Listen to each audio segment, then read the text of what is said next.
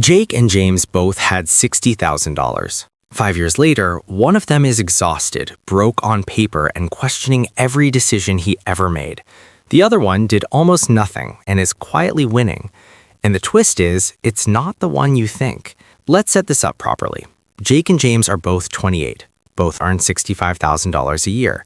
Both saved $60,000. Same city, same starting point, same opportunity sitting in front of them. The only difference is what they do with that money on one specific Tuesday afternoon. Jake buys a condo, $300,000 property, $60,000 down, 30-year mortgage at 7%. His monthly mortgage payment is $1,600. He finds a tenant immediately willing to pay $1,900 a month. That's $300 a month in profit before he spends a single dollar on anything else. Jake feels like an absolute genius. His friends are impressed. His parents are proud. He drives past the condo on the way to work every single morning and thinks, I own that. James takes the same $60,000 and puts $45,000 into a total market index fund. The other $15,000 goes into an emergency fund. He sets up a $500 automatic monthly contribution and closes the app. His coworkers ask what he invested in. He says index funds. They nod politely and go back to their lunches. Nobody sends James a congratulations text. Nobody asks him about it at the barbecue. There is no story to tell. Day 1. Jake has an asset, a tenant, and an identity. James has a confirmation email. It's not even close in terms of how it feels. But here's the thing about feelings. They have absolutely nothing to do with where you end up. Year 1. Jake's tenant pays on time every single month. The rent checks land in his account like clockwork. He's writing off mortgage interest on his taxes. He's building equity with every payment. The property ticks up in value. Every single metric is pointing in the right direction. Jake is not just an investor. He's a landlord. That word carries weight. James watches his $45,000 become $47,000, then $49,000. There's no key in his pocket, no asset he can point to, just a number on a screen moving slowly upward. He goes to a dinner party and someone asks what he's been up to. He says he's been investing. They ask in what? He says index funds. The conversation moves on in about 4 seconds. Socially, Jake is winning by a mile. Mathematically, the clock is just getting started. And then year 2 hits, and this is where everything gets real. Jake's water heater dies in February. $1,300. Gone. His tenant gives 30 days notice in November, the absolute worst month of the year to find a replacement. The condo sits empty for 6 weeks. That's $2,850 in lost rent, plus $800 to clean, repaint, and relist. He finds a new tenant but has to drop the rent to $1,800 to fill it quickly. Then a leak under the kitchen sink turns into a $900 plumbing bill. Then the HOA raises its monthly fees by $40. None of these things are emergencies, but none of them were in the original math either. Jake's phone buzzes at 9 p.m. on a Wednesday. It's the tenant. The garbage disposal is broken. Jake spends 45 minutes on the phone with a plumber, another 20 minutes following up, and his entire Saturday morning getting it fixed. He didn't sign up for a second job, but that's exactly what he has. James had 0 of those calls, 0 emergency expenses, 0 Saturdays lost. His portfolio dropped 11% in the spring, which genuinely stung, but he didn't touch it. By the end of the year 2, his portfolio is sitting at around $62,000 to $65,000. He put in $12,000 in contributions over those 2 years. The market did the rest. Year 5. Let's run the actual numbers. Jake's condo is worth roughly $330,000 to $340,000.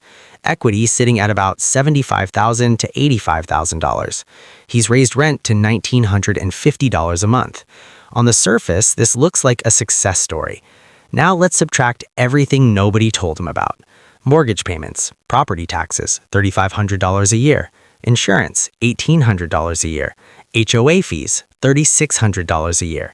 That's $300 a month that silently bleeds out every single month without fail.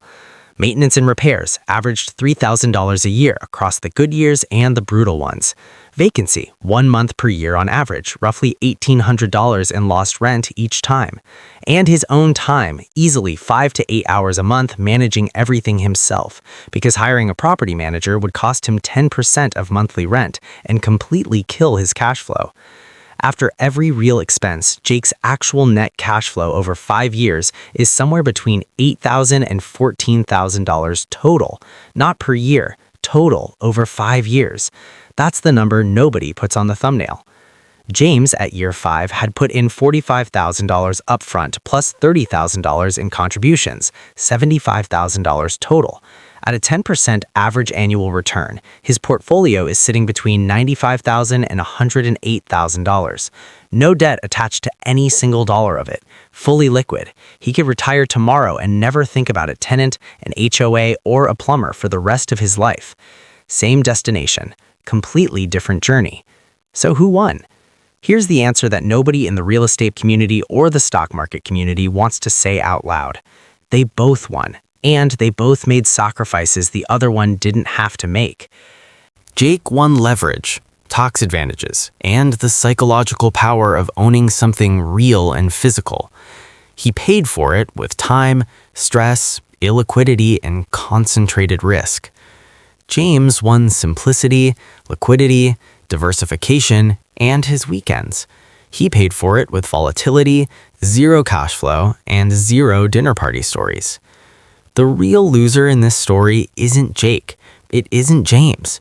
The real loser is the person who picks one of these based on a YouTube thumbnail, a podcast clip, or something their cousin said at a family dinner, without ever actually sitting down and running the full numbers for their own life. Because here's the truth that the internet doesn't want to sell you, because it's not exciting enough to go viral. The best investment strategy is the one you will actually stick with. Through the crashes, through the empty months, through the 2 a.m. emergency calls, through the years when nothing seems to be happening and you start questioning everything. Discipline beats strategy every single time, over every single time horizon. Jake built wealth. James built wealth.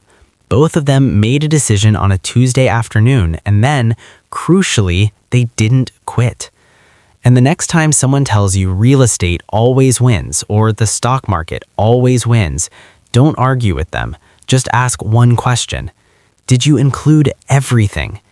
Because the number that includes everything, every expense, every hour, every sleepless night, every boring month where nothing happened, that's the only number that has ever actually mattered. And that number looks completely different for every single person watching this right now. And if this video made you think differently about money, if it gave you even one number, one idea, or one question you hadn't considered before, then hit that subscribe button right now. This channel, Albert Knows Why, exists for one reason only, to give you the real math, not the highlight reel, not the thumbnail number, the full picture, the stuff people only learn after making expensive mistakes. Subscribe to Albert Knows Why, because knowing why is worth everything.